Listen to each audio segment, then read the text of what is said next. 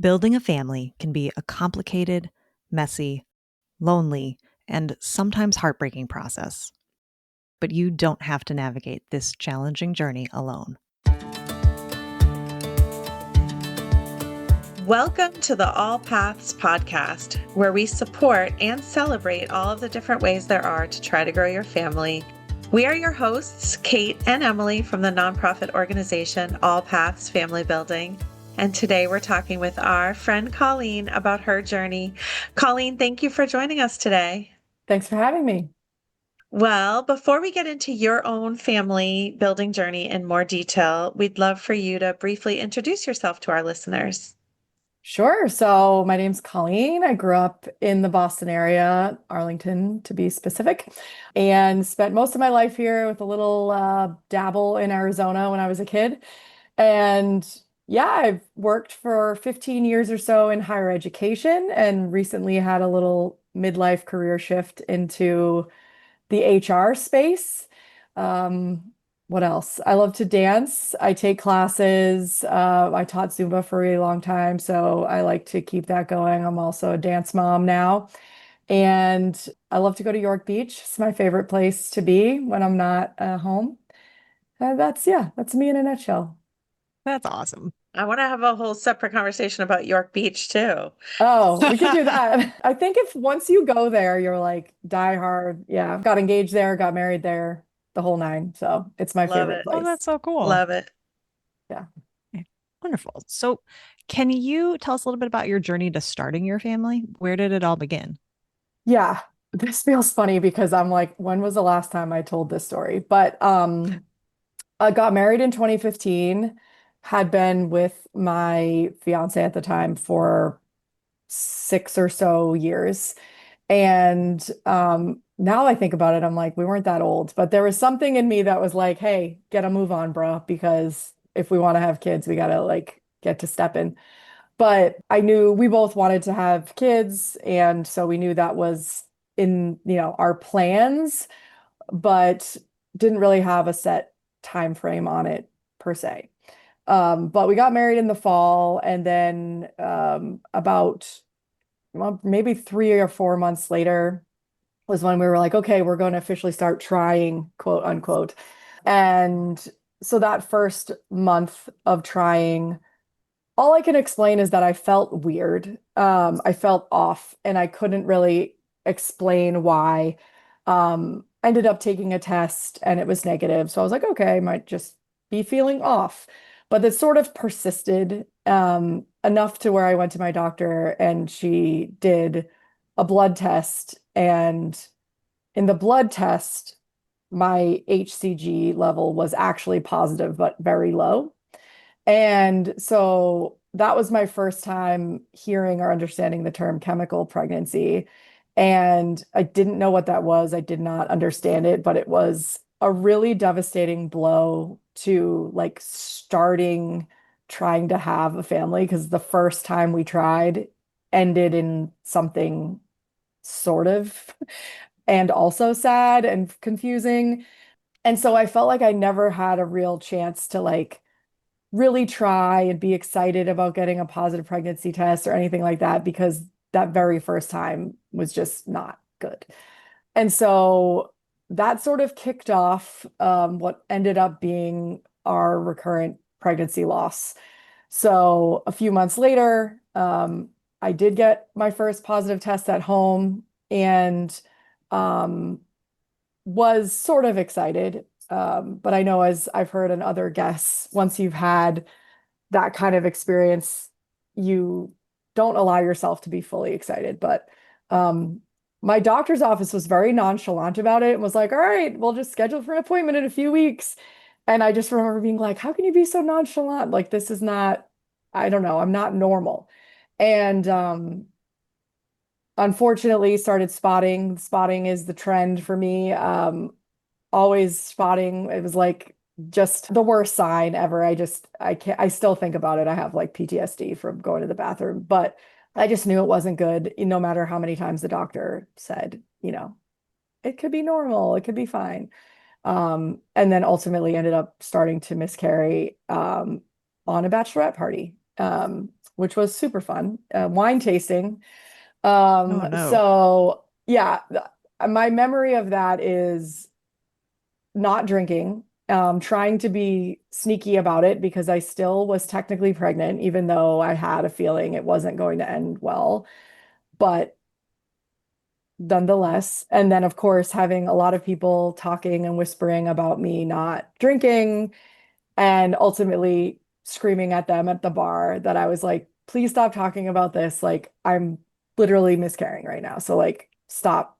It's just, I know they didn't mean anything by it, but it was just so devastating to be like talked about when it wasn't a good situation.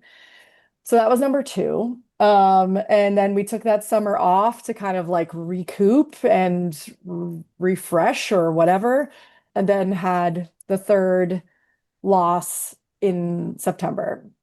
So at that point, that's when I got referred to fertility because, you got to have three losses, which is one of those soapboxes I will get on because it was just so frustrating to like know there was something wrong and not have the qualifications to get the treatment that I felt like I needed.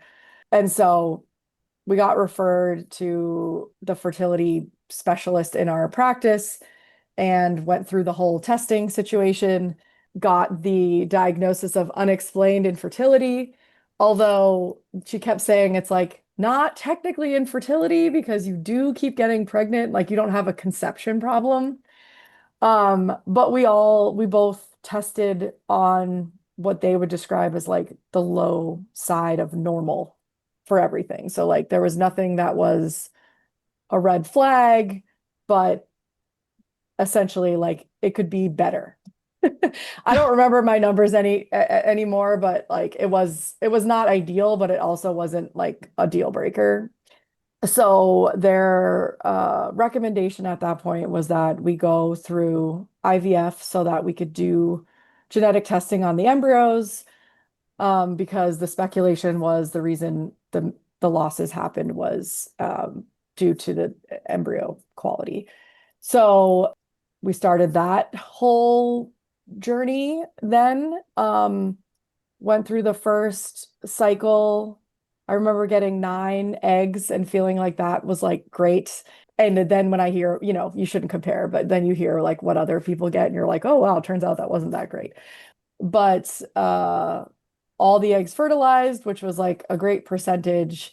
And then a few days later, I got the call that two of them made it to testing and that neither tested normal. So we had no embryos from the first cycle. And that was like the moment where I was like, oh shit, sorry for cursing, but I was just like, we might not make normal embryos. Like if we are going through this whole thing and doing all this testing and none were normal and we've already had 3 losses, then like this might not happen. That is so hard. I just want to say it's like you're Yeah. already just like beaten down, frankly, by this experience already. And then that, I think you're not anticipating that kind of disappointment and attrition and to be left like, what's next? Yeah, that was really the thing that got me. Cause like I was thrilled to be referred to the fertility specialist because I was like, okay, like we're gonna get the information, we're gonna know what to do, we're gonna have a plan. I am a rule follower, plan, schedule, organized. Like when I got my protocol, I was like ready. And so it was like we did all the things and it didn't matter. And so that was like, it really was this like, oh wow, we might not have our own kids, biological kids. And then she was kind of like, all right, let's try it again. We'll do a different protocol, try and get more eggs, see how we go. And before we could get there, I had another spontaneous pregnancy, which ultimately ended up being ectopic. And that one, let me just tell this little story. Okay. So this was February, and I only remember this because it was like over Valentine's weekend. I took my mom for a 60th birthday trip to Arizona to visit her family and then also to go to Sedona and have like a little spa thing. And if you've ever been to Sedona, I'm not so much like an earthy, crunchy person, but there's something to be said. Okay. So we're in Arizona. I'm at this point, I'm doing all the things, right? Acupuncture. I'm doing the daily temperature readings, like cervical mucus checking, like all the stuff. And I brought tests with me. I tested the day after, whatever, and it was negative. Just because I'm a big fan of laughing through your pain, I accidentally sent the text of the negative test to my aunt that we were staying with instead of Kenny. Oh no. And then was like, oh my God, please pretend you didn't see that. I'm horrified. Oh my God. And she was like, didn't see what? Like, it was great. Yeah. But I was like, okay, well, bummer. Did the acupuncture. She did like all this crazy stuff, whatever. I'm like, do whatever you want to me. Whatever it will work, I'll do it. On all the supplements, the whole shebang. And so we left the aunt's house, went to Sedona, and I went and got a facial. And the facialist was like, "Hey, when you filled out your forms, you said you're not pregnant, right?" And I was like, "Right." And so she's like, "I think you are." What? And I was like, "I'm not. I literally took a test yesterday." And she was like, "I can tell by your skin that you're pregnant." And I Wow. looked at this woman like, "You are nuts or a witch or whatever." But I was like, Or "So both? Like I what? know." What is Yes. that?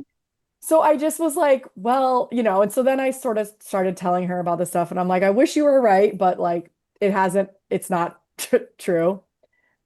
When I tell you the next morning, I took a test again while we're in Sedona, and it was positive. And I was like, this woman is magical. Like, Hmm. how could she have known that from giving me a facial? Okay. Wow. So then I'm like thrilled. Okay. I'm like, okay, maybe I ovulated late. So it didn't show up at first, but this woman could tell and she was right. And here I am in Arizona making fake That's Sedona mimosas, magic. I Sedona know. magic, right? Came She is back a from this witch. trip with my mom and didn't didn't tell Kenny because I had already told him that the test was negative. So I was like all excited to tell him when we got back. And then started spotting. So, because of my history, like they automatically brought me in for the blood work. And typically it's like really low and then it just keeps going down. This time it was really low, but it kept going up, but not as much as they wanted, right? So then they started getting concerned. Then I had to go in for the extra testing and um, ultimately it was determined it was ectopic. I went through the methotrexate medication.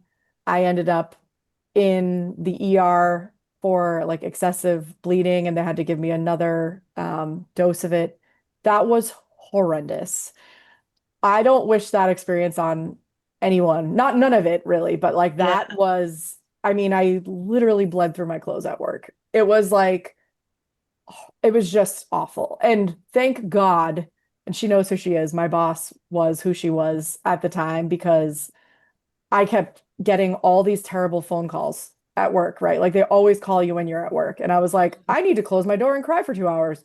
Or like I need to leave or I need to go to the ER because I might be hemorrhaging or something. And it was like a non-issue, thank God. And then down the line she dealt with her own stuff. So we shared the support of each other in different times. But and then because of that, all of that was terrible. We were living with my brother at the time because we were saving for a house. So like there was no like I mean, he's great anyways, but there was just no like safe space to just hate everything because I was And never unravel. You need alone. your unravel space. Yeah. I was never alone and like ugh.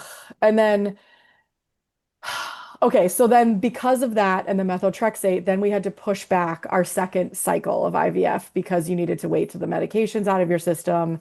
And so that just felt like I almost wish this not I just wish that never happened because Mm. we could have moved on to the next cycle. We do the next cycle, different protocol. Unfortunately, only got 6 eggs, so trying to get more got less. And then with that phone call was none of them made it to even get to testing. So that to me was like the death wish. I was like, all right, like that's it. I don't know. Um, and this sounds nonchalant, but at this point, I had had 4 losses, 2 failed cycles, and so we did have a fifth loss as well. And it almost it feels like a blip at this point. But I was just like, I don't know, man. I think like we're done. Like I don't think this is gonna work. So we had a conversation with the RE, and basically, I'm sure she didn't put it this way, but this is how I remember it. She was basically like, either of you could probably pretty easily have a baby with someone else, but you're together. So basically, like the low end of normal is like not meshing for you both, but like with a different partner with different biology, it probably would be fine. And she encouraged us to consider donor material for our next attempt because, and she also was like, you could do either donor eggs or donor sperm because, you're both at the same kind of level, and I can't really tell you which would have better success. And she also said, like, you could get pregnant on your own and carry a pregnancy healthy to term, but I just don't know how long or how many times you'll have to go through this before that happens. So, and this is where it gets really witchy and magical. So get ready for this. So we were like, okay, we need a break, like hard stop break. Before we were kind of like not trying, but also not trying, right? Now we're like not trying because I cannot go through another one of these, right? So this is Mhm. like fall of 2017. So all of this happened in like 18 months. It was just, it was a lot in that period Mhm. of time. It feels like so much longer than that when I think about it now. Um, but we planned a trip for April of 2018, and we're like, we're going to take this few months off. We're going to go to Paris. I had won an award at work, and it came with like like a tiny little bit of money. And so I was like, I'm using this money for something fun because we could definitely like get a new washer, but that is not what I want to do. So we planned this trip for April, and we're like, that's going to be the point where after we get back, we will decide what do we want to do. I was looking into everything like embryo adoption, donor material, like all this stuff. And we weren't sure, but we're like, we're just going to wait it out. And then in January, a Wednesday morning, snow day. I was working from home at the time, which didn't happen back then, really, because of the snow. And I had texted my dad, and he's retired, and anyways, he usually wrote back fast because he didn't have anything to do. He didn't write back to me, which wasn't that weird, but I had asked him a question. And then my mom texted me a little while later and was like, "Oh, have you talked to dad? He's not answering the phone." And I was like, no, I texted him too. And then she's like, all right, I called and he didn't answer, so I'm gonna go home from work. And then she called me a few minutes later and said she found him on the bathroom floor and that she, at the time, was like, I think he's dead. Oh no. And like quite literally dropped all my shit, feverishly wiped the snow off my car, and they had just moved. So my dad had a lot of chronic illnesses, including diabetes for a very long time. He had had a leg amputation. And so they sold their townhouse and moved into a more accessible apartment near where I lived so that they were closer to me and my brother. And, my dad could have more like dignity in the house that he was in. They had just moved in December. So they had only been there for about a month, and they were just like very happy for this kind of new start. Anyways, luckily, they were very close to where I lived, so I drove an incredibly unsafe speed in the snow to their apartment complex. I called my friend JJ, who she unfortunately is the friend I knew would understand what I was going through because she called me with this phone call like in our 20s. And so she stayed on the phone with me while I drove there. And the whole time I was like thinking that I made this up. And because she said, I think, I was like, maybe that's not true. And um, even pulling into the apartment complex, I was like, there seems to be nothing going on here. Like, this can't be the thing. But when I got to their building, I saw all the ambulances and everything like that and went up. And he had passed away, cardiac failure. It was completely shocking because I had just seen him on Monday, like gone grocery shopping for them. And, you know, he, like I said, he was not a healthy person, but he was like fine at that time. So nobody saw that coming. And I promise this connects to the fertility piece, so just bear with me. So obviously, worst day, worst news. I went immediately into like a communication arrangement mode. I couldn't help myself, but I was like, we're making calls, like we're doing all this. And so that's where I was at. And my house became the sort of meeting place, as there often is for the people when stuff like this happens. I'm Irish, so I drank an entire bottle of wine that night, as we all were drowning our sorrows and telling stories and all this stuff. And then the next day, we actually planned a pretty quick service. It just happened that way. Like it just was like availability, and we're just like, sure, why not? So the next day, I went to CVS to buy poster board for like the collages you put up at a wake. And I decided to get a pregnancy test because I was late. However, nothing was normal like with me and that at that time. So I didn't really think anything of it. But we had been strategically not trying. So I was like, this is incredibly unlikely, like scientifically almost impossible. But I know that I'm going to be Irish waking this whole weekend. And so, God forbid. So I took the test, and sure as shit, it came back positive. Oh I no. wish I could have been excited, but obviously my dad had died the day before. And every pregnancy I had up until that point had ended badly. So I was just like, great, just what I need. Like another terrible thing on top of this terrible thing. I remember calling Kenny, FaceTiming him, and he was at the barber shop getting a haircut before the funeral. And I still have the screenshot of his face. It's actually really funny because I was just like, how is this possible? Like, this, I just don't know how this is possible. Anyways, that same friend, JJ, is the only person I told because she was flying up. And I was like, I'm going to need you to make me fake drinks because even though I know how this is going to end, it is what it is. And I can't deal with talking to people about this. So we went through the weekend. It was as terrible as you can imagine, but surrounded by a million amazing people. And and then the following week, I was like, well, I guess I should call the doctor. Like, I I was just waiting for it to essentially take its course because I knew what happened. The math was there. I knew the result. Like we were 0 for 6 or 5. And and I was spotting. So what got me to call, because I was like, I don't want to call. I don't want to do blood work every 48 hours. Like I cannot do this. I've had a couple lab techs be like, congratulations, when they see what you're getting tested for. And I'm like, nope. And I just was like, I can't do this, especially now.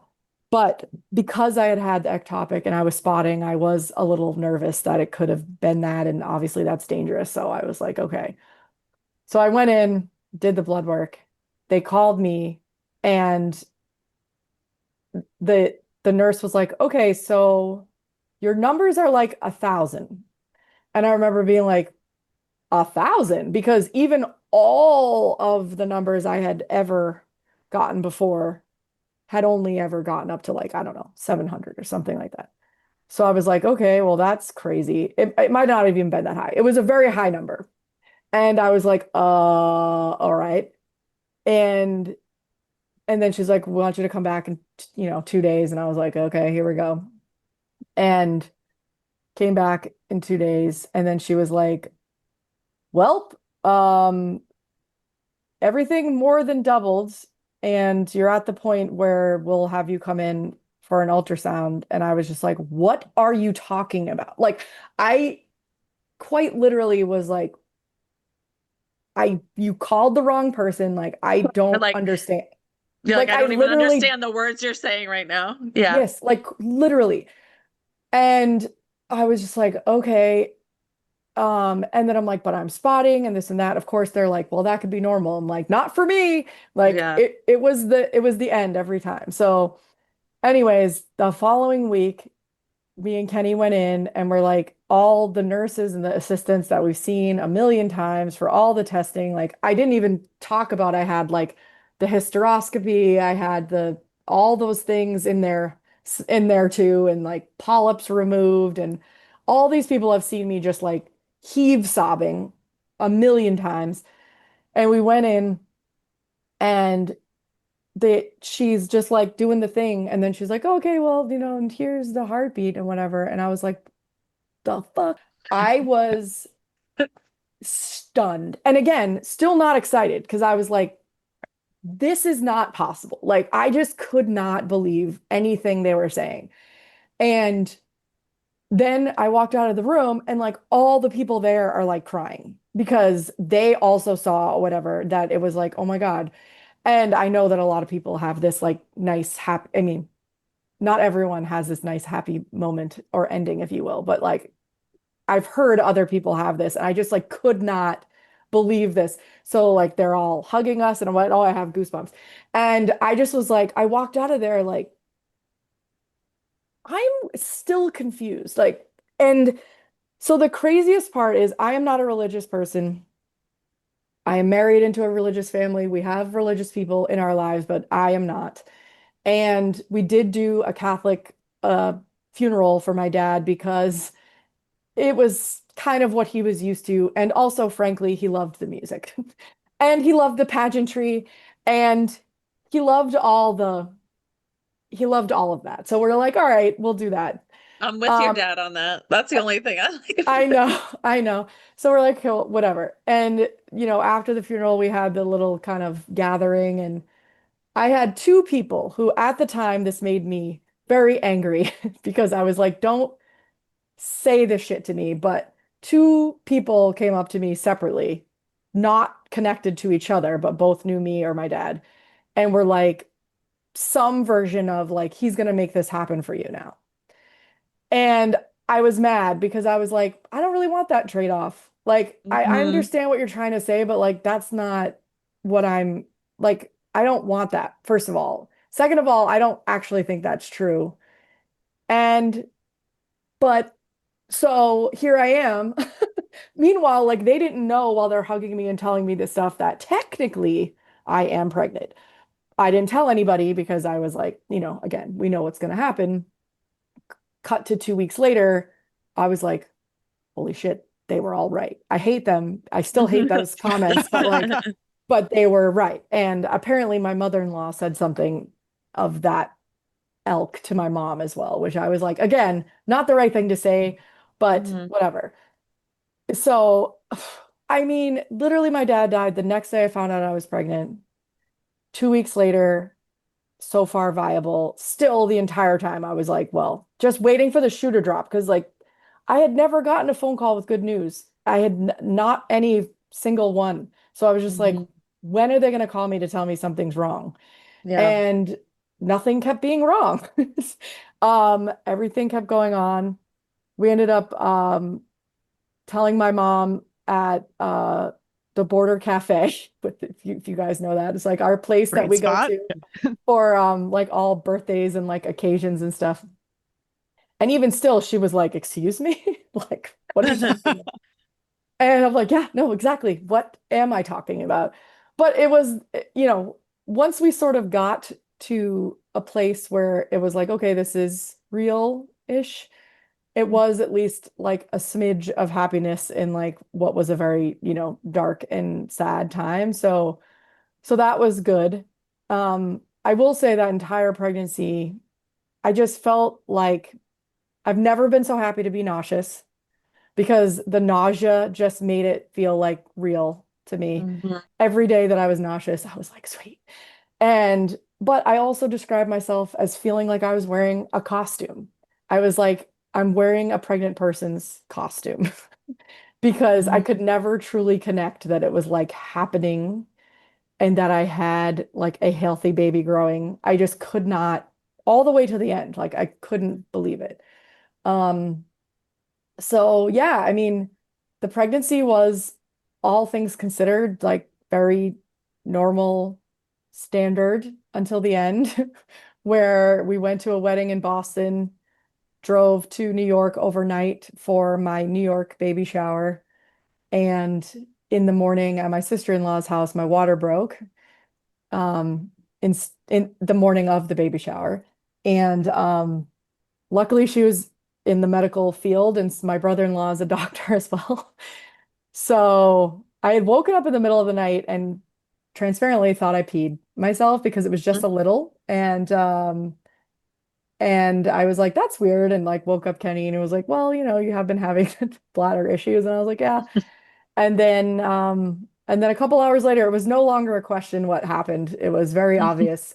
And I freaked the F out because I was 33 weeks and six Oh, wow. days. And I was like, this can't be happening. Like, after everything we've been through, after the pregnancy happening the way it did, and all of this, like, it just, I just couldn't believe this was happening. I was hysterical. I was like, yeah. Um, my sister-in-law and brother-in-law had twins, and so they immediately were like, we're bringing you to this hospital, which had a well-known NICU.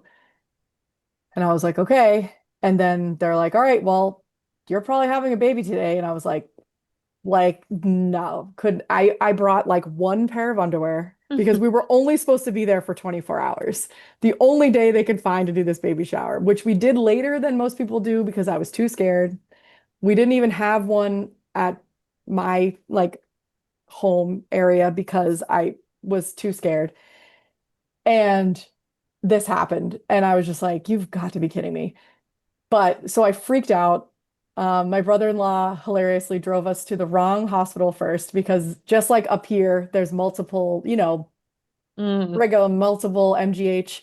So Mhm. he brought us to the wrong Northwell. And Oh I no. like screamed, screamed at him. You had one job. Take me One to the. job, I know. So, anyways, we get there. They hook me up to all the machines in triage, and baby sounds fine. I calm down a little bit. And they actually talked about airlifting me to Boston at one point, and then the nurse was like, yeah, no, they're not going to do that.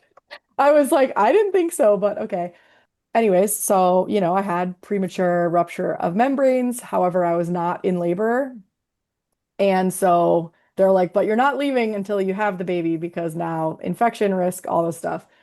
So, they gave me the antibiotics, they gave me steroids. I had 24 hours of sort of like relatively calm bliss where I could like eat whatever I wanted and just be hooked up to the monitor. And they wanted to get me to 34 weeks, which luckily was only one day from then.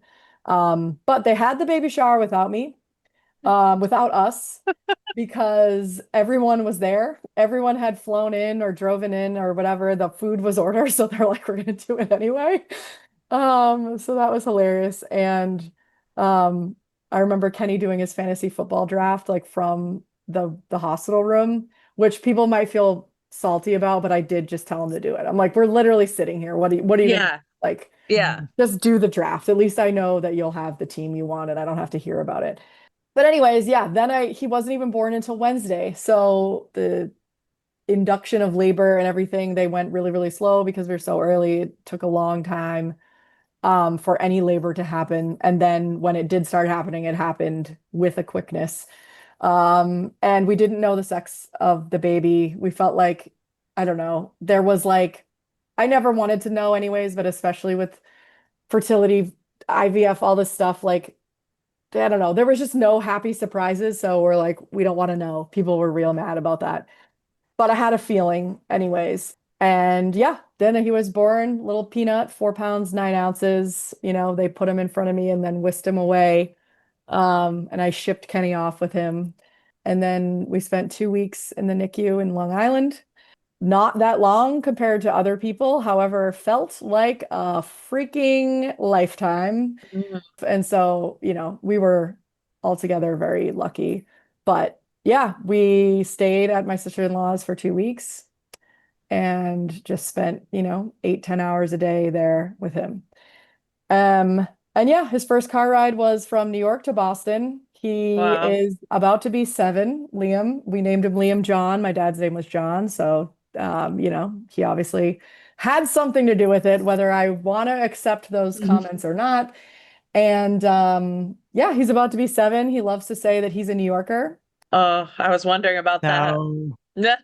Yeah, so we're a split household because I already brought my one New Yorker up from there. So yeah, he loves to say that. And then when he was a year old, we decided we should start trying again because we're like, if we want to have another kid, and we had this like deep talk, I remember about like, we went through so much and so much sadness and like literally sucked the life out of me. I was a shell of myself. And I did not want to be like that with a kid that was here. So we like set real strict parameters of like, we're only going to try for 1 year. And if it doesn't happen in a year, then that's fine. Like we got this one. We didn't think we were going to get any, he's a miracle, all this stuff. And we're only going to do what is covered by our insurance, which thankfully any of it was covered by insurance, but that's a whole different podcast topic. We were very lucky as far as that was concerned. We had to pay for the genetic testing because it wasn't medically necessary. But as far as the other extreme costs, a lot of it was covered. So anyways, we're like, okay, we got our parameters. We're going to be fine with it, whatever it ends up being. And so we had the very annoying opposite end of the spectrum situation that people have, which is the first time we decided to try, we got Logan. And he was born May 2020 in the midst of the lockdown. And I like to joke that it was like a much calmer birth experience than than the first one because Yeah. at least we were in the right state, in the right hospital, and he was full term. And I just had a very normal birth experience, aside from not being able to leave the room to get any snacks or anything. Um, and Aside from the global pandemic, it was very routine. laboring, yeah, laboring with the masks on. Yeah, But it's just funny to think of like I how know. insane that was Yeah. and how much more calm that felt than the first Mhm. one. Absolutely. So, Absolutely. It yeah, makes sense. it just, God, it really comes back to you, but like it feels so long ago and also so not. And I started writing a blog in the midst of it because I just was like, I need to get this out of me somehow. And the hardest thing for me the entire time was pretending I was okay. Mhm. And that's why I'm always an advocate of like, tell people you're pregnant as soon as you want to tell people you're pregnant, because if shit goes down, like you don't want to be alone in that. Mm. And I was so frustrated about that sort of expectation of like, wait until because God forbid. And I'm like, yeah, no, that makes no sense. Like that Mhm. puts you in this deep, dark, sad shame spiral by yourself. And just going to work and smiling and dealing with people in the comments and like all this stuff, ordering a baby shower gift for somebody else and then having somebody walk by and be like, "Oh, you got something to tell us?" And I'm like, "Nope." Um, all Mhm. of that was the worst part for me. So like writing the blog and then publishing it and then being like, "Hey, in case you were wondering why I'm miserable, this is why." And then, as you all know, you get a lot of people that come out of the woodwork who Mhm. are like, "Oh my God, you know, blah, blah, blah happened." And, it is not, it is a terrible feeling to know a lot of people who have experienced a miscarriage or a pregnancy loss. And those are so significant. And I love that we say, like, there's no such thing as grief Olympics, right? So it's not like this is worse or whatever. But I had not known anybody who had experienced what I had as far as the consecutive losses and that many losses and all of that. Like that Mhm. felt lonely because no one could relate to that experience until I went to the support group, the pregnancy loss support group, which was the first time I was in a room, and it was when they were actually in rooms, and was like, there are other people who have had this recurring situation. Um, because yeah, it was just crazy. But the blog really helped me like process the feelings and I don't know, have a creative outlet, which, Mhm. ultimately led to me applying to write for Boston Moms, which I really enjoy. And having been a math major, I don't think I would have ever predicted that I would do any sort of writing for pay. But I do really enjoy it. And then, being able to come back to AllPaths and volunteer because it's just so fucking terrible. And, you feel so isolated and lonely, even though there are other people who are going through it and have been through it. It's still just the worst. So, anything you can do to kind of help people feel less of that is worth it for me. Yeah. Yeah. I feel like you still do that so much. Even just personally, I feel like you're such a bridge for other people to find support. And so can you talk a little bit more about the emotional support piece? Like what was helpful to you, certain people, certain tools, and Yeah. then kind of how it evolved to then you offering support as well beyond your blog. Yeah. Yeah. So, Kenny was not helpful to me, and I'll say this because I said that to him. It wasn't for lack of trying or his own, pain or grief through it, but we are so different in almost every possible way. Red wine, white wine, Starbucks, Dunks, Boston, New York, the whole nine. And he is very much an internal processor. I'm very much an external processor. I cry with every emotion. So my entire life, whether it's anger, joy, embarrassment, sadness, I will cry. I can't control it. I've never been able to. So This is I, relatable content by the BTW. yeah, I am It's like I feel still, seen. I'm Mhm. still like this. Yeah.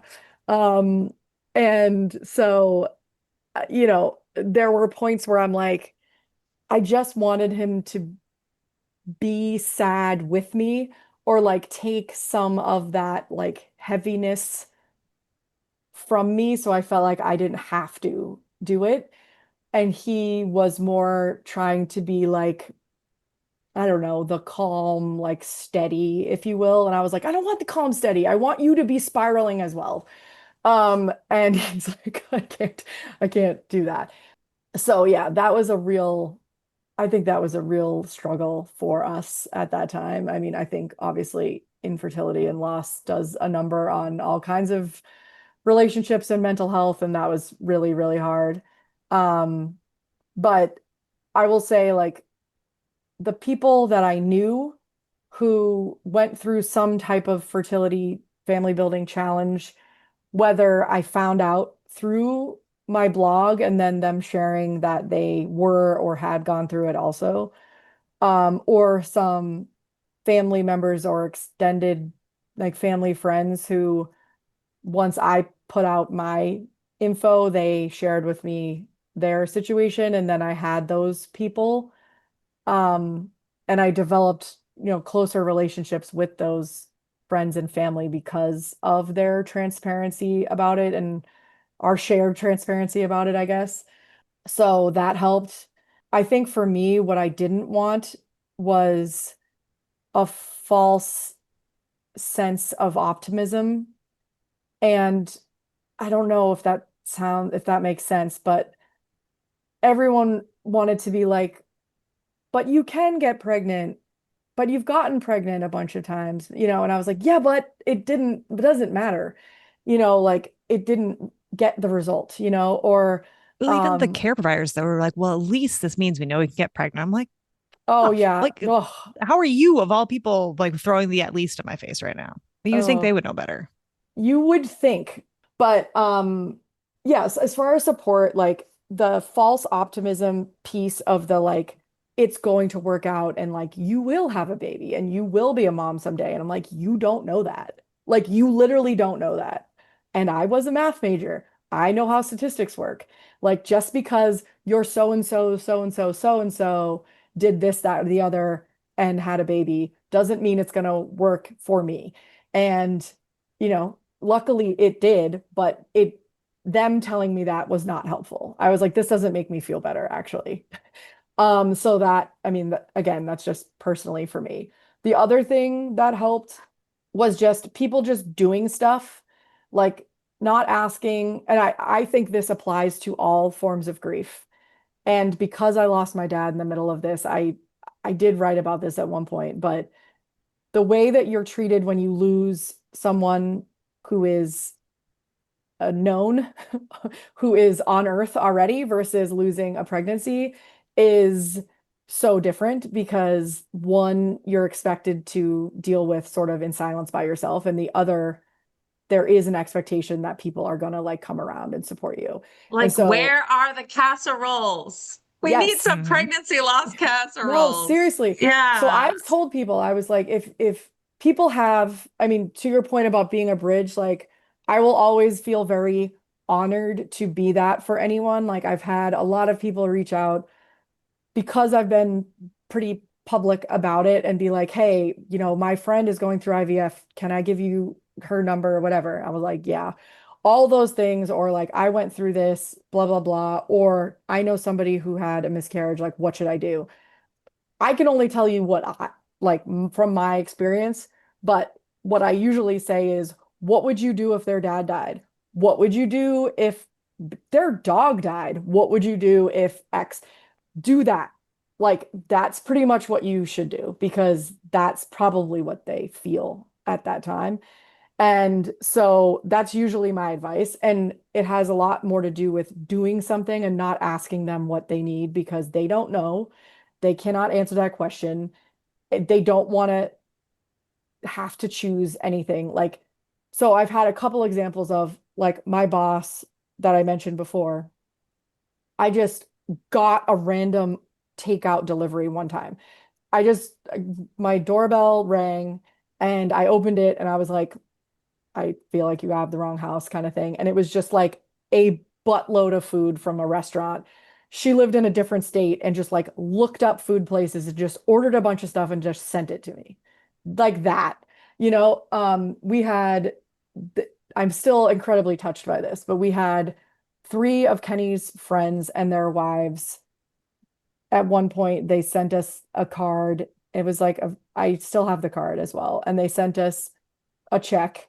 This was before we had Liam, obviously, but like when we were going through everything and we were just talking about how hard it was and obviously the financial burden, even with the coverage that we had, it was still just a lot. And they just like sent us a little money. At the time, I was like, I just was like, the fact that they would do that, it was just incredibly touching. And just like that they were thinking of us and that they were doing this, probably small thing to them that they felt like would help us. It was just very nice. Um, yeah, I mean, just things like that I think are huge. Because like going through ectopic, like I was laid out, I was like very unwell. There was a long period where I couldn't exercise, which felt terrible because I was not used to that. And I remember even they were telling me not to eat anything with folic acid. I don't even know if they still do this. This feels so long ago, but I was like, everything has that, like vegetables. Like I was basically eating like French fries because I was trying to avoid what had folic acid in it or whatever. So I don't know. Those are the few things that come to mind. Never start a sentence with at least. I think that's one of the questions you had, and for me, Emily, but I was like, yeah, you're jumping to the end. sorry, yeah. But like that's No. the thing. Like it's Hmm. more not what to do, but just what not to do. Yeah. any sentence that starts with at least sucks. Just 100%. Yeah. Well, one other thing I want to ask you before we get to those questions, is about our walk. You, again, I stand by, you are such a bridge builder and such a treasured member of our community. And so I wanted you to talk about what your involvement of the walk with the walk has been and how you feel about the walk since it's oh that yeah. time of year. It is that time of year. I know, so exciting. Yeah, I started as a peer support group leader for the pregnancy loss group, and I loved doing that. And it was very rewarding and trying to create that space that I knew I needed at that time. And even, having the connections of people where you almost like hope they stop coming to the group because then you're hoping it's for a good reason. And sometimes you find out it was, and that's like just the best. But I did find over time it was taking a toll on me, like my mental health, because I just was really absorbing everyone's pain. And shout out to everyone who's like a mental health counselor because I just I felt so heavy, even being in like a lucky spot myself at that point. So I wanted to stay involved, but I knew I needed to sort of step aside from that role. And I think Emily asked if I wanted to be involved with the walk committee. I had through work done a ton of event planning, so like in my higher ed life. And so yeah, it just kind of worked out. So I was on the committee for a while. I helped with whatever I could. Shout out to Fun Enterprises, who's Yes, one they're of amazing. my dear friends from my higher ed days. And I worked with them at every college university that I worked for the whole time. And they've been very, very kind sponsors for our activities and entertainment. And then getting to co-chair was really fun. Like it's a great experience, like going there and seeing all of these families of all different kinds that have been built through the support of the organization and people who can relate to the same kind of struggle, people who are still in, I know it's one of the only event really that's like family friendly to protect people in those other spaces, but even still seeing some folks that are there that are in the thick of it, and I think seeing some hope on their faces of all the people that are there and who've kind of made it to the other side, quote unquote. But yeah, it's just a really fun event. It's very celebratory. We're trying to crush those fundraising records. So we did it once, or we did it twice, so we could do it again. Yeah, fingers crossed. So everybody click that donate button. But yeah, I mean, it's a fun day. I remember the first time we did the walk and I was like, wait, what is short walk? Like it's like just a cute little loop. And it was at the other location too. Yeah. But I was like waiting, like I was expecting it to be like a 5K or something, like it has to be long, but it doesn't Oh, really. So it is little legs and pregnant people friendly. yes, nice little loop. That's awesome. It's been great having you stay involved. It's really lovely when our group attendees come back on the other side. And like you were saying, you hope like, okay, I hope that they stopped coming to this group for a happy reason. Yeah. And then, when they come back and we're like, oh yeah, you did stop for a happy reason. This is awesome. Like Oh yeah. it's really nice. It is. I just one example I had, I don't remember. I must have shared my email in one group at some point, like as an Mhm. optional, I don't know if you want to, maybe the group shared them. I can't even remember. But like a couple years later, I was no longer a support group leader, and I got an email from a group attendee, and I was like sobbing because she had a baby. She had been through, oh my God, it was just a lot. And it was just this very touching, sweet message. And I don't know, just the fact that the organization exists to create those spaces where people are supported and will reach out afterwards. And then I told her about the walk and she brought the baby to the walk, and it was just like, ugh. It just was it was kind of the best full circle moment. Um, so yeah. I agree. That's the best. Yeah. Although, okay, I have to ask, do you still have your blog? Because it was amazing. Or is it No, not live so anymore? I don't know. I kind of so no. I sort of switched to Instagram. So my blog used to be called Not Quite Knocked Up. I really loved that title because it was like kind of funny and that's sort of my thing. Like, I don't know, laugh through the pain. What else can you do? Um, but I ended up finding out the origins of the phrase, and I was like, okay, I'm not going to use that anymore now that I know where it came from. Um, so I ended up changing my Instagram handle as well. So now it's not quite just right. Which is still just kind of the like, I'm just getting by. I have no idea what I'm doing. Definitely not killing it. Just we're all just winging it. So I do still have that, and I share as much as I can about like fertility loss support, pregnancy after loss, just the motherhood after loss experience too, because I think there's this, or after infertility in general. I think there's this incredibly unrealistic expectation on moms who have babies through IVF or through fertility treatment or after loss that you should just there's the enjoy every moment kind of thing with motherhood anyway, which is just Hmm. unfair. And I feel like with in the fertility space, it's this extra thing. Like you can't have any pregnancy discomfort because you're finally there. You can't have any birth trauma because at least you have a baby. There's the at least again. And you know, you got what you wanted, so you should just be happy all the time. And I think without any actual research that that probably contributes to the levels of postpartum depression, postpartum anxiety on fertility moms because it's just this completely unrealistic expectations. Like you're still going to be the walking dead because you're not going to sleep. You can still have problems breastfeeding if you want to breastfeed like I did. You can still have all of these challenges, early NICU, all this stuff, and like it is hard AF, and it's not fair for you to be expected to be like everything's great because I have a baby. I wanted a baby. It was hard for me to have a baby, and now I have a baby. You should absolutely enjoy it. And there's an immense amount of gratitude, but there's not like only gratitude. There's also like, if this baby doesn't stop crying, I don't know what I'm going to do, right? Like that exists as well. So I talk about that kind of stuff and, you know, random other things. If anybody wants to follow me, it's not that exciting, but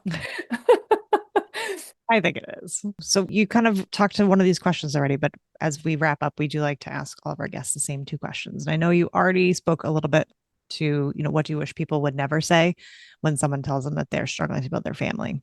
But yeah, on the flip side, what is one thing that you would say to someone who is just starting off on their family building adventure?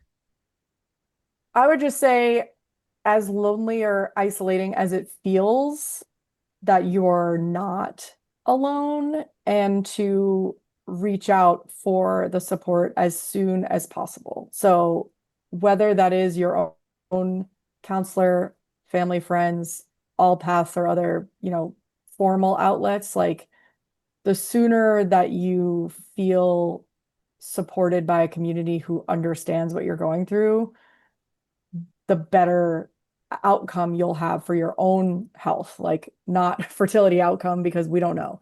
But the more supported you are, the better off you'll be in the long run, regardless of outcome. So I would just say as soon as possible. And also just don't feel like you have to pretend you're okay because you're probably not. I love it. Thank you. Well, and we should also thank you for all of the people kind of you've brought into the fold over the years. You got a shout out in Amanda Norberg's episode Oh a couple yes, of weeks ago. Amanda. Yeah. Love Amanda. Yeah. I can't remember who said it, someone on social media about like worst club, best members, right? Like you never want to welcome anybody into this group because you don't really want anybody to have to deal with this. But like when you're in there, the people are kind of the best. So Yeah, yeah. I agree. Well, thank you for being one of our favorite people and for all that Hmm. you do for Hmm. all paths, just for this whole community of Yeah. people who have Thank experienced you. loss. Thank you both. The fact that the organization is run by only 2 people is still mind-blowing to me. So Yeah, we get it done. yeah. But it's not just us. It No, wouldn't it's be not. possible without people like you. That's Yeah. why Shout out to the it's, volunteers. yeah, for sure, for sure. Well, thank you so much. Thank you. We hope you'll join us next time for more family building stories and resources. Be sure to subscribe wherever you listen to podcasts to make sure you never miss an episode. And follow us on social media at AllPathsFB or visit our website, allpathsfb.org, for more information about our work. Only 2 weeks to go until Footsteps for Family Building 2025. Every step we take and dollar we raise means that AllPaths can continue to be a safe place for those who are struggling to grow their family and a trusted source of vital information, as well as a strong voice to protect and expand access to reproductive care. Today, we want to thank champion walk sponsor Mass General Brigham.